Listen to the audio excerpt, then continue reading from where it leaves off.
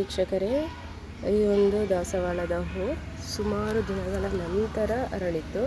ಮೊದಲು ಚೆಂದ ದೊಡ್ಡದಾಗಿ ಅರಳ್ತಾ ಇತ್ತು, ಆದರೆ ಈಗೀಗ ಸ್ವಲ್ಪ ಇದರಲ್ಲಿ ಏನೋ ಹುಳ ಎಲ್ಲ ಆಗ್ತಾ ಇದೆ. ಅದಕ್ಕೆ ಏನು ಹಾಕಬೇಕಂತ ಗೊತ್ತಾಗ್ತಿಲ್ಲ.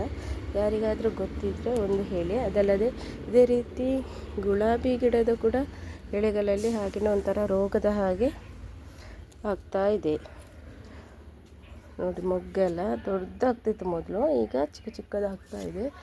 ಆಮೇಲೆ ಇದು ಗಿಡ ಬೇರೆ ತುಂಬ ಎತ್ತರವಾಗಿ ಬೆಳೆದಿದೆ, ನೋಡ್ಬೋದು. ಹಾಗೆಯೇ ಇಲ್ಲಿ 2 ಗಿಡಗಳನ್ನು ಹಾಕಿದ್ದೇನೆ.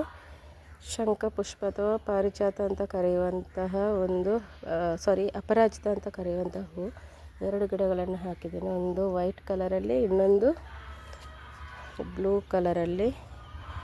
ಈ ರೀತಿಯಾಗಿ ಮಾಡಿದ್ದೇನೆ, ಒಂದು ಶೇಪ್ ಕೊಟ್ಟು ಇದರಲ್ಲಿ ಹೂ ಆಗ್ತಾ ಇದೆ. ಹಾಗೆಯೇ ಈ ಕಡೆ ಬಂದರೆ ಇನ್ನೊಂದು ದಾಸವಾಳದ ಹೂ ನೋಡಿ, ಇದು ದೊಡ್ಡದಾಗಿ ಅರಳ್ತಾ ಇದೆ. ಇದು ನೆನ್ನೆದು, ಇವತ್ತಿದಲ್ಲ. ಆದರೂ ಕೂಡ ಇವತ್ತು ಅರಳಿದಾಗೇ ಸ್ವಲ್ಪ ಕಾಣ್ತಾ ಇದೆ. Thank you.